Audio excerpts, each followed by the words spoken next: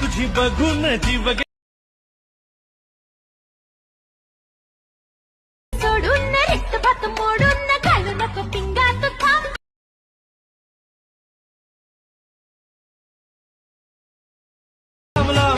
आज भीड सोडून रिक्त भात मोडून घालू